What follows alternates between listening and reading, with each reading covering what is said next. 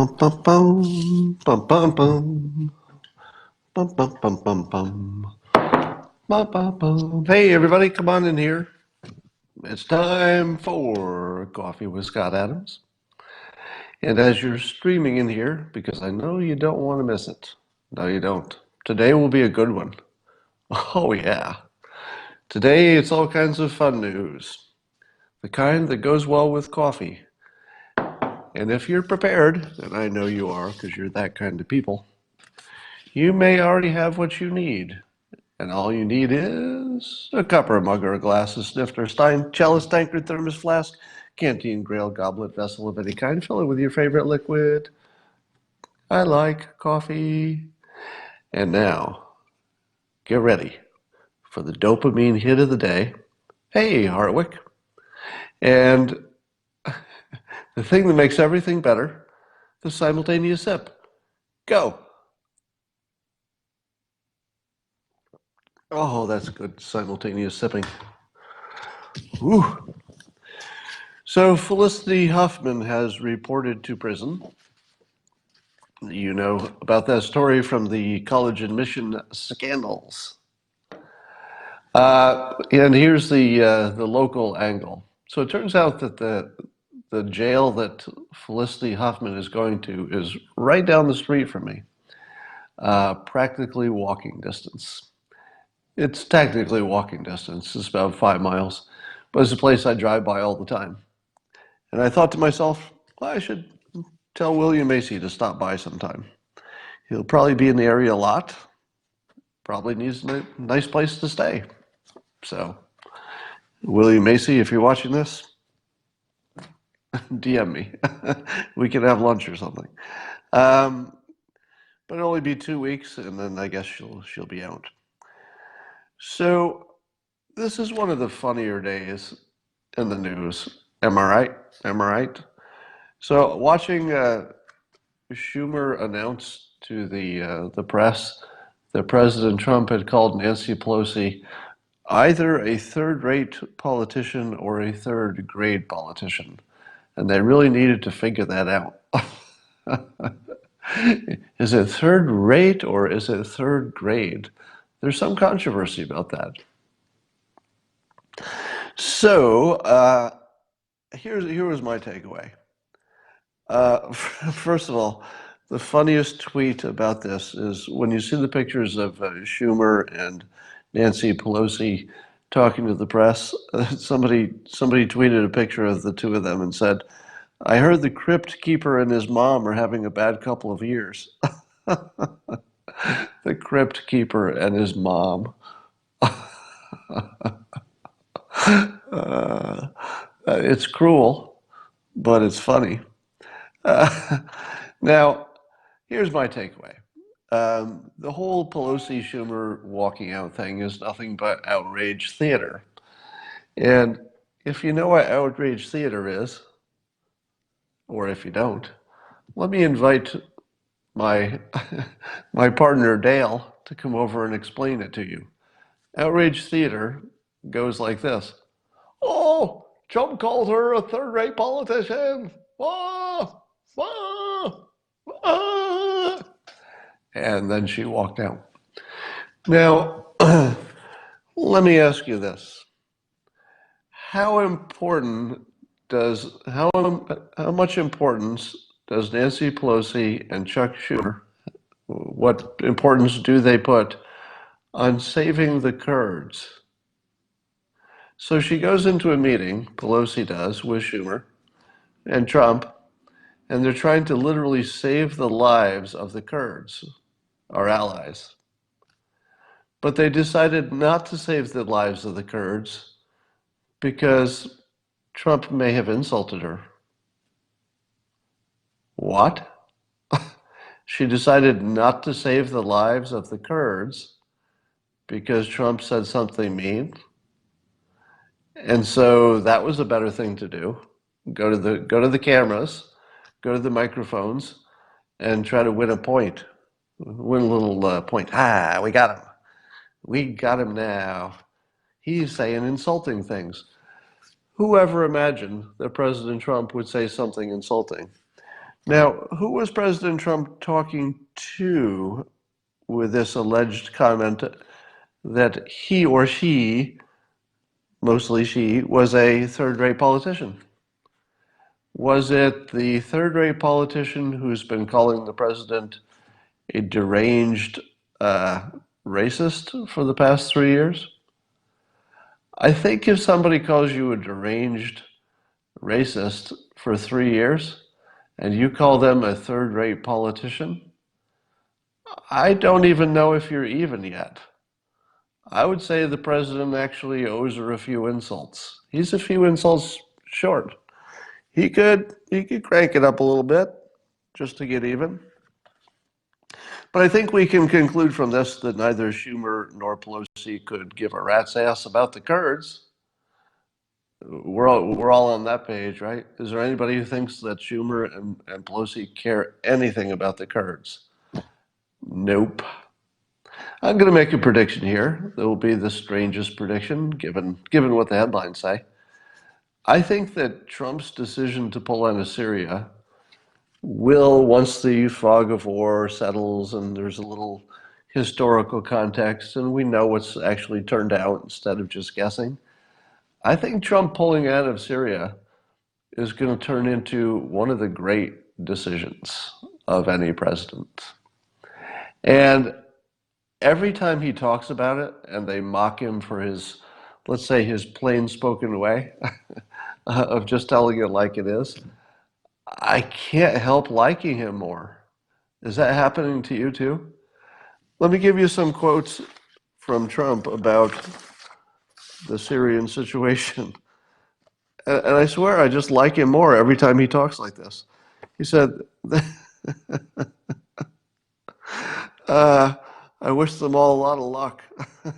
He waved off concerns that he was providing an opening for Russia, Iran, and Syria to swoop into the area. Quote, I wish them a lot of luck, Trump said. If Russia wants to get involved in Syria, that's really up to them. And the president appeared to make light of the situation when he said they've got a lot of sand over there, so there's a lot of sand they can play with. They've got a lot of sand over there. I can't tell you how perfectly that explains what I feel about the situation. There's a lot of sand over there. I'm not even sure if anybody owns it, right? I mean, at one point, I'm sure there were property rights and stuff, but at the moment, I don't even know if anybody owns that sand. And there's a lot of it. They probably have enough to share. There's a lot of sand over there. There's no more perfect way to describe how low our national interest is than to call it a bunch of sand. So somehow the president got all of our enemies and frenemies to fight over a big pile of sand, and he left. He left them to fight over a pile of sand. That's actually what happened. How is this not going to be one of the greatest decisions a president ever made? Because everybody told him he couldn't do it. Now, I think that the criticism will start to concentrate on the question of whether he could have done it more elegantly, prepared the Kurds better. And you know what I think? I think that no matter what was going to happen, the Kurds and the Turks both wanted to fight. Were the Kurds begging for mercy and saying, please, Turkey, don't attack, let's talk? That wasn't happening. Unless I'm wrong, if I hear later that that did happen and the Kurds were saying, please, please help us have a conversation, don't let the Turks in here today. But I don't think that was happening. I think the Kurds said, let's fight. And the Turks said, let's fight. And Trump said, well, there's a lot of sand. Good luck fighting over it. I don't know.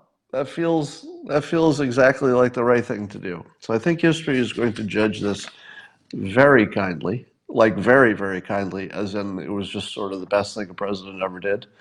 One of those situations, at least in foreign affairs. And Trump is even being honest about the Kurds.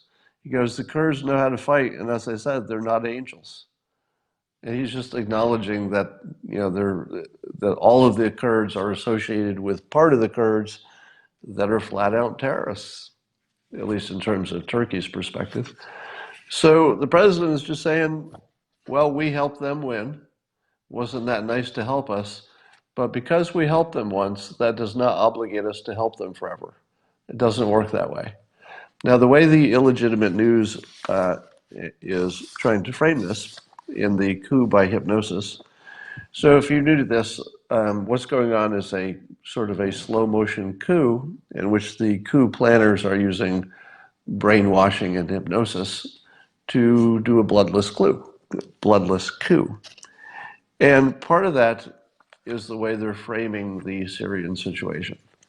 And they're framing it as we've abandoned our allies, except that both sides were allies. One was a NATO ally, one was a different kind of ally. We didn't have a choice of abandoning an ally. It was going to be one or the other.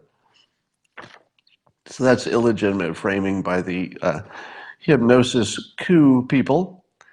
They also act like it was impulsive. Was it impulsive? Because I'm pretty sure the president's been talking about this forever. Do you think President Trump was getting the answer he wanted from his generals? No, because the generals never want to leave. The generals don't want to leave. The generals want to finish the job. So if you spend 3 years arguing with your own generals and they haven't changed your mind, and you're the civilian leader, you get to make the adult decision, which he did. And the adult decision was, I'm going to shake the box. Some people are going to die, but it's the fastest way to get to a stable situation that doesn't involve us dying. So he shook the box. And here's what we don't know. So I looked at Fox News homepage, I looked at the CNN homepage, and what I was looking for is an update on the violence between Turkey and the Kurds. Did you find any? Can you find any current reporting at all, any, that would indicate who's shooting at who, how many are dead? Can you tell me how many Kurds have died? Approximately. Fewer than 10? Fewer than 100? Fewer than 1,000? I don't know. There's no reporting, is there? Which leads me to believe not many. Now, suppose that history says, oh my God, the president pulled out and, I don't know, 200 Kurds were killed and X number of Turkish troops were killed in the process of wanting to fight each other.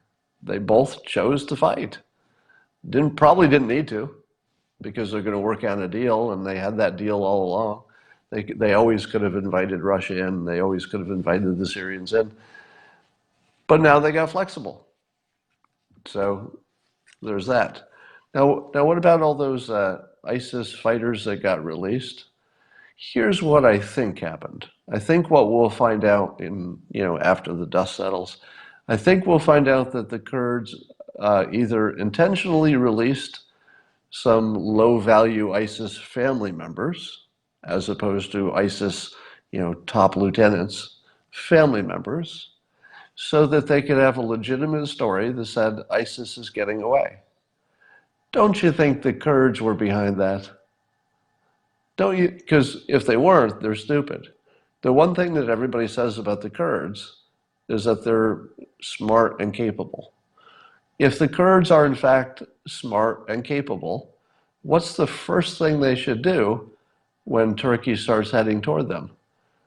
The first thing you do is let a few ISIS family members away, get out, and say, whoops, we don't have enough personnel. Looks like some ISIS people are getting away. Maybe you ought to pay attention to us. Now, it could be that something got bombed and some ISIS people got away that nobody wanted to get away. And then they didn't have to release them intentionally. But if it turns out that there was a genuine ISIS escape, I think they would have had to do one that was fake if the real one hadn't happened. In other words, no matter what, there was a guarantee that some small number of ISIS would escape, because that works for ISIS and it would work for the Kurds in terms of positioning and framing the situation. So I think the president alluded to that by calling them, low-value ISIS people. And I think that he's sort of wise to the fact that these so-called ISIS escapes are not really ISIS escapes. Now, I think I'm the only person who will say this in public. All you would need is one Kurd guard to guard all of the ISIS prisoners, because that really involves, assuming that everybody else had to go and fight Turkey, because that guard would just go around and machine gun the ISIS people in their cells, at least the combatants, maybe not the family members. But you only need one, because they're not going to let them free. There isn't the slightest chance the Kurds are going to say, we captured all you murderous killers, but it looks like we got a personnel problem. We don't have enough staff. I think we'll let you go. Not a frickin' chance. The last Kurd at the prison is going to machine gun ISIS. And if they don't, well, they got some explaining to do. Because even I would machine gun ISIS if I were the last Kurd. And that's not even a joke. Put yourself in this position. You're the last Kurd guarding the ISIS prisoners who have killed your family members, raped their way across your country. And if you let them go, they're going to do exactly the same thing again. You know they will.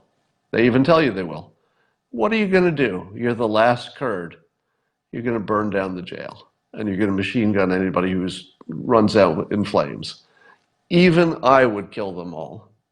I swear to God, no joke, I would murder every ISIS prisoner if I'm the last one with ammunition.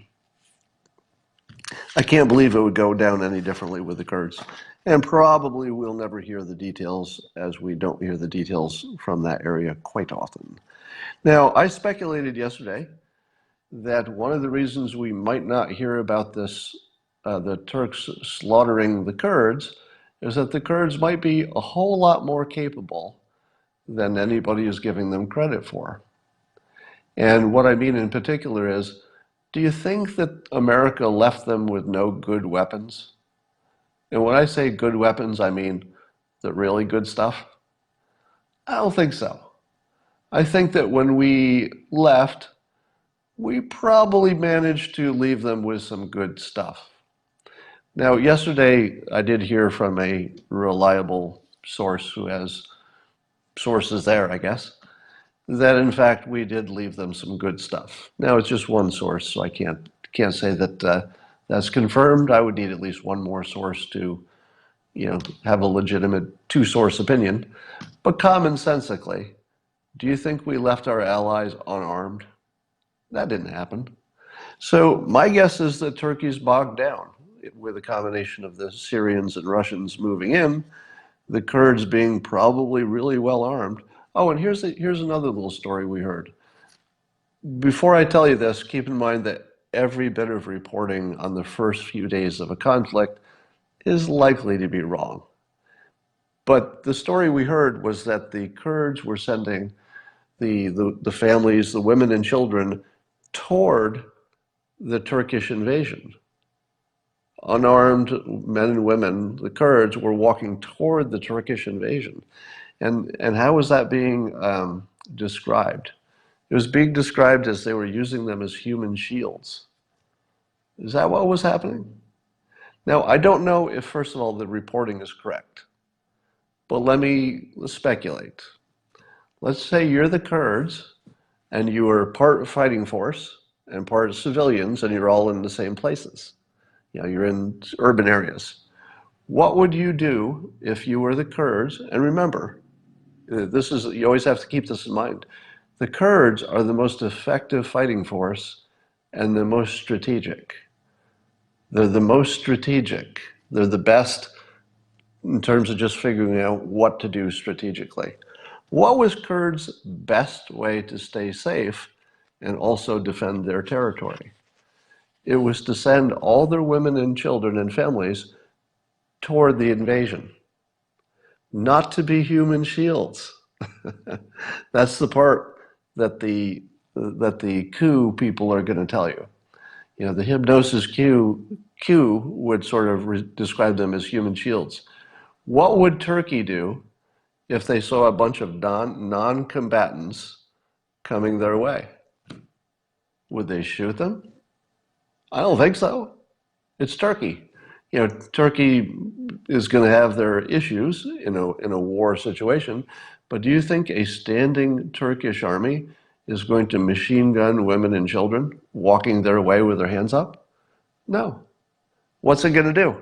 It's going to take all the women and children out of the blast zone, and it's going to slow down the invasion because the invaders are going to have to deal with all of the non-combatants. They're going to have to do something. What do? Do they round them up? Do they feed them? Do they just sort of get out of the way? Whatever. Do they negotiate with them? Do they, try to get some intelligence out of them? Whatever the Turks do, it's going to slow them down. And during that time, the combatants who remain fortify their positions. So something tells me that Turkey's not having a good day militarily, but we won't know. Maybe we'll never know because there's just no reporting coming out of the area. And that tells you something too, right? How important was it for us to stay when once we left, it's not even important enough to report on? Now, I mean, somebody must be trying, and maybe it's just too hard to report. It might be too dangerous. I could respect that if it's just too dangerous. But it's not feeling like a priority, is it? I feel as if this were some kind of American priority, we'd have a little bit better reporting out of the area, but we don't. So here's some other takes on this situation. Ian Bremmer called this Trump foreign policy crisis. So they said it's a foreign policy crisis, to which I said, what's the crisis? Can somebody describe to me what the crisis is? Now, I've heard the speculative what-if crisis. The what-if speculative crisis goes like this. If people can't trust the United States because of our president abandoning the Kurds, that will hurt us later in ways that we can't quite specify. But will it? Is there a country that won't do a trade deal with us because of this? No. Is there a country that won't partner with us militarily because of this situation? No. Because what are their other options? Partner with us to defeat your local enemy, or don't partner with us and good luck. It turns out that when you're the strongest country in the world, people are still going to work with you because the second choice is way worse. Who is not going to work with the United States? No one. All right. Which countries uncritically trusted the United States under all conditions when we promised we'll do something? Which countries believe the United States will definitely do something if we say we'll do it? How about nobody? How about nobody believe that? Because at the very least, we elect a new president every now and then. Is there some country that could trust that the next president won't reverse everything that this president did? No, nobody could trust that. We have a system because democracy. Our system guarantees that we can't be trusted. We can never be trusted because we'll just vote in a different government and they'll have different priorities. So if there's one thing that everybody can be sure of, is that the United States can't be trusted forever because our priorities change and our government changes. They all know that. So what exactly is the crisis? Is it the few dozen, maybe, Kurds who are being killed? Is that a United States crisis? Because I'm pretty sure people were getting killed there all the time, And I'm pretty sure something bad was going to happen whether we pulled out 50 people or not. So what's the crisis? Is the crisis the one that's so bad that nobody's even reporting on it? It's not even on the front page of any of the news sites. The crisis is what? The military will stop fighting? I don't think so. The crisis is that the military will stop obeying the commander in chief? Not a chance. We are so far from that even being worth talking about. Not even close. Somebody says we lost the moral high ground. Well, we had the moral high ground before, right? We never had the moral high ground. We only said that to ourselves. Do you think Syria and all those other countries were saying, well, we hate the Americans and death to America, but I gotta say, they have the moral high ground? No, we never had the moral high ground. Why should we pretend we ever had it? Nobody has the moral high ground. All there are is countries pursuing their own best interest. That's all it is. And this whole moral high ground thing is something that comes from the Hypnosis Coup people. The people who are brainwashing you into thinking that something terrible has been lost. Nothing terrible has been lost because there was nothing there to lose. We never had the moral high ground. It's just something we said. We never had the moral high ground. We never wanted it. It's just countries pursuing their own self-interest. Every time. No exceptions. Right? Why is it we're not mobilizing to send billions of dollars into Africa to bring their standard of living up to ours? Why? Where's our moral high ground? We didn't have any. There's no national self-interest in using our blood and treasure to fix countries that are not well off. Now, we do give some money to countries because we think it gives us some leverage with them. But that's about leverage. We do give money to Central American countries, or at least we used to. I don't know if we are now, because we think it might help their economy, and that helps us because it would reduce immigration. Just one small example. But it's always self-interest. Countries operate on self-interest. There was no moral high ground. Nobody had it. If you could find the moral high ground and you went up to it, you'd be all alone. Switzerland isn't there. Japan isn't there. Russia isn't there. China isn't there. Nobody's there. We never had the moral high ground because that would require other people to agree that we were there. Nobody would agree to that. Nobody would agree. Here's what I think this whole Syria thing, the withdrawal part, is going to look like once some time has gone by. I've used this example before of corporations will always say, oh, we have this employee who's so important, you can never fire this employee because they're just so critical. And then one day that employee quits. And you check back in a year and everything's the same. You can really spin yourself up into believing things are important that are not important. Why is it that we think there's a crisis with this Syria thing? I can't think of any idea. Honestly, I don't even have a theory. Do you? It's only a crisis because the coup plotters are brainwashing the public to believe some kind of a crisis is happening. Literally nothing bad has happened. Now, did something bad happen to the Kurds? Yes. Who chose that bad path? The Kurds. As far as I can tell, they weren't begging for peace. They weren't begging to have a conversation. They thought a little bit of war would get them to a better place. A little bit of war, and then maybe offer some peace. Because then you get a better peace deal, right? If you don't offer a little bit of war, you're not going to get the same deal. I don't think we can take responsibility for Turkey making decisions that kill people. It's kind of not our problem. We could stop it, but we could stop a lot of bad things in the world, and we don't do that. Where's our moral high ground in stopping whatever country's got some civil war? Why are we not moving our troops into Yemen to stop that horrible civil war? Why not? Where's our high ground? Why are we not moving into Yemen? Is it because we have no national interest in Yemen? Yes, we have no national interest in Yemen, so we have no troops there. Guess where else we don't have any national interest in?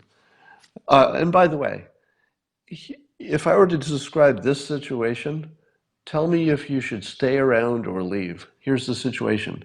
Well, it looks like it's going to be a mess between Assad's Syria, whatever's left of it, Russia, Iran, Kurds, and Turkey. And they're all going to have to sort things out, and they're fighting over the same sand. That pretty well describes the situation, right? Does that sound like a place you want to be? To me, that sounds like the place you leave. If you tell me that's what's going on in any part of the world, at any time, anywhere, my first reaction is, well, get out of there. Get the hell out of there. There's nothing good that can happen by injecting Americans into that mess. Sometimes you got to get back to your own backyard, right? Now, when we inject ourselves into the lives of, say, Hondurans, well, at least they're neighbors. You know, at least you got some commonality, common interest because of geography. But man, we got nothing going on over there. So that's my prediction, that Trump will not only weather this crisis, that's no crisis at all as far as I can tell, but that it will in retrospect look like one of the great decisions. That's my opinion. Now, I know there are people here who are saying, Scott, you apologist, you will apologize for anything. But I put a prediction out there. And so we'll be able to check that in the future. All right. So I guess a bunch of Republicans joined with a bunch of Democrats to do some kind of a resolution in Congress against the president's decisions. Does that mean anything? Does it mean anything that even Republicans are complaining about pulling troops out? Here's the thing. Do you remember the prank phone call there was some prankster who got through to Lindsey Graham and got him on the phone and pretended to be somebody from Turkey. And what did Lindsey Graham start talking about almost instantly? Lindsey Graham steered that conversation almost instantly to buying weapon systems from the United States. Do you think that's because he thought that would be good for the regional security? Or do you think Lindsey Graham always recommends what's good for the military-industrial complex? Because I like me some Lindsey Graham on a lot of different topics. So there are a lot of things where I say, yeah, good job. And I think Lindsey Graham actually is benefiting from President Trump's, let's say, model. He's adopted some of the effective parts of his persuasion. So I think Lindsey Graham is a good, productive patriot. But all evidence suggests that anything he can support that would sell a weapon system, he's in favor of it.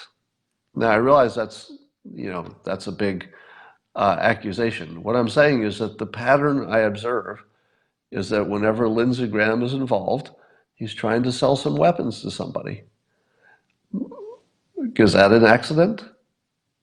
I mean, can you take that guy seriously? Secondly, how many Republicans are there in Congress who also have some kind of connection to the weapons industry? A lot of them, right?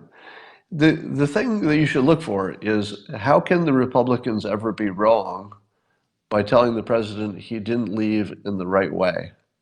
Because remember, they get to have it both ways.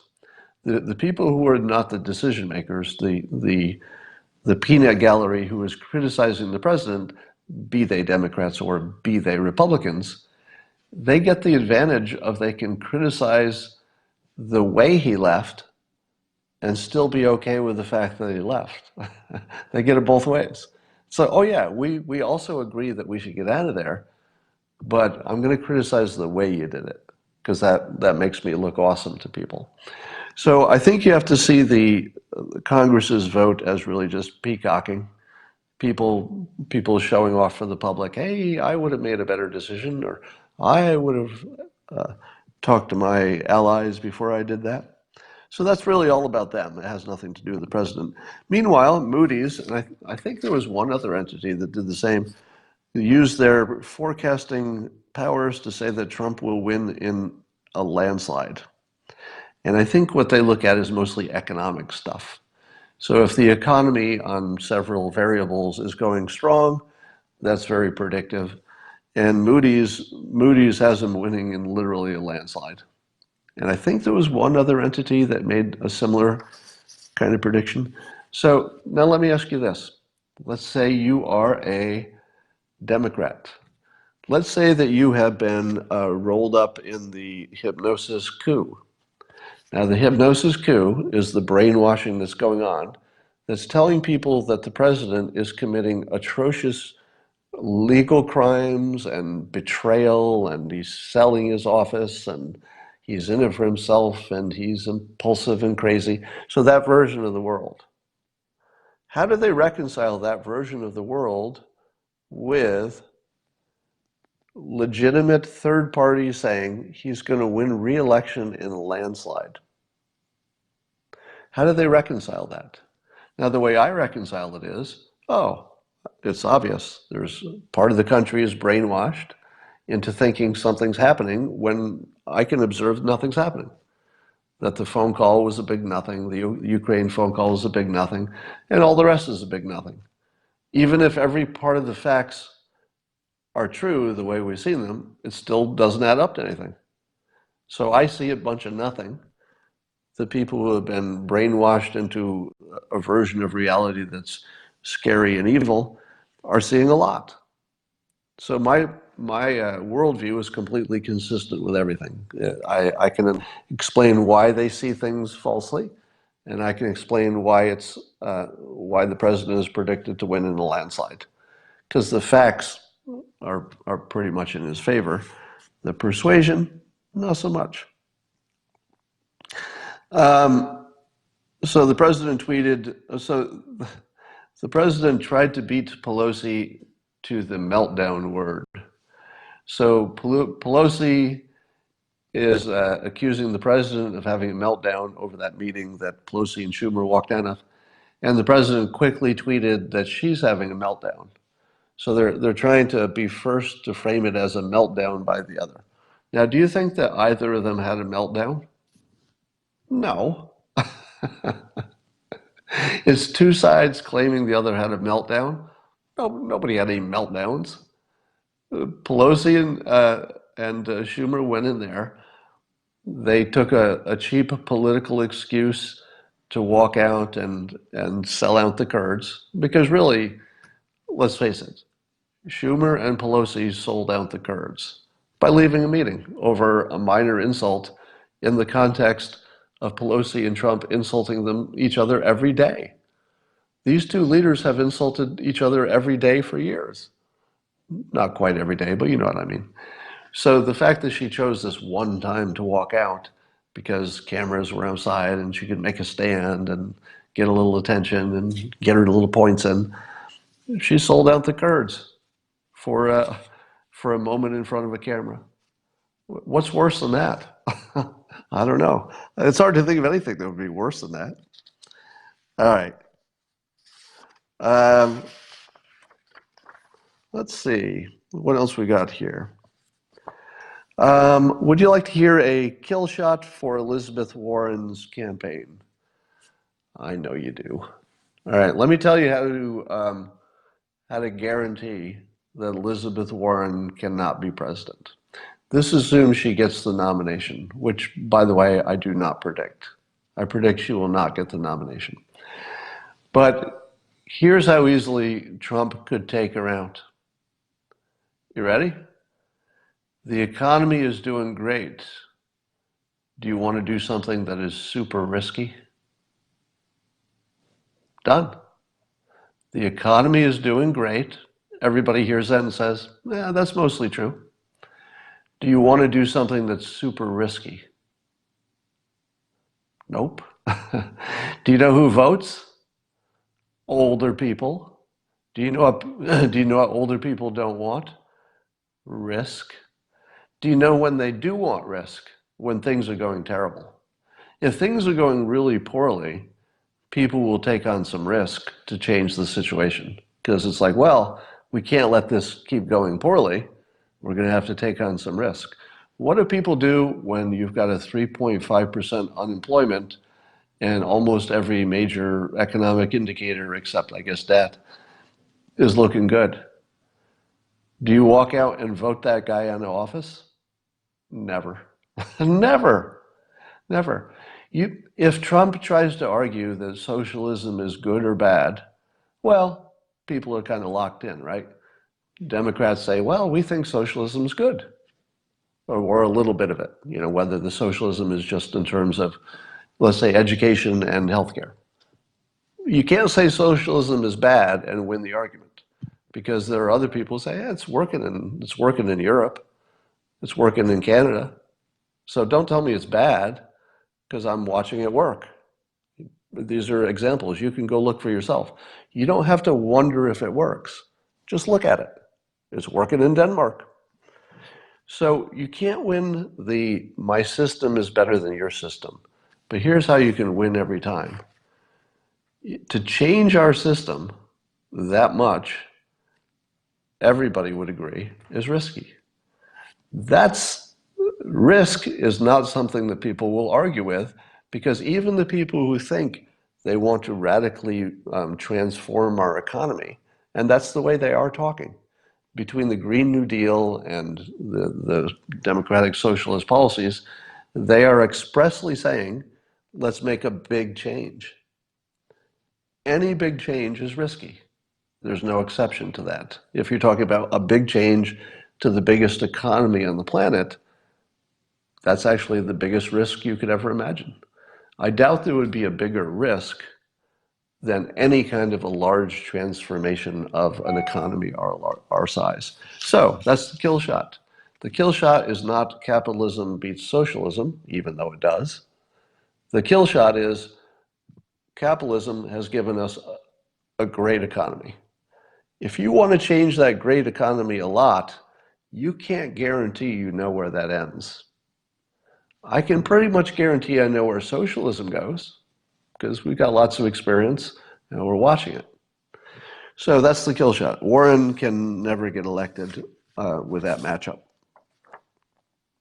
All right. Let's talk about, so Elijah Cummings died at age 68, a very respected member of Congress. And then the weird, tragic, racist part of it is that there's another member of Congress named John Lewis, who apparently people on social media and maybe in the press are confusing. Now, I saw the picture of the two of them side by side. And of course, I could tell them apart easily. But I know some of you could not. So don't confuse your John Lewises with your Elijah Cummings. We're trying to respect Elijah Cummings today. Let's not bring John Lewis into the conversation. Now, I don't want to say any more about that because it's too easy to get misinterpreted. So let's just respect the fact that he was a dedicated public servant, and a lot of people have a lot of respect for him. And today is the day not to say bad things about anybody, at least under those situations. All right. That's all I got. That's all I got today. I'm using all of my trolls. This is my new thing I'm doing. When I get trolled on Twitter, and the troll is using some form of loser think, a bad thinking technique, I'm using the trolls to advertise my book. So you're going to see a lot of this. When the trolls come after me with their personal insults and their lack of context, you will often see me recommending that they read my book. because it turns out that it's the perfect response. All right. It's a funny day. Let's get to it.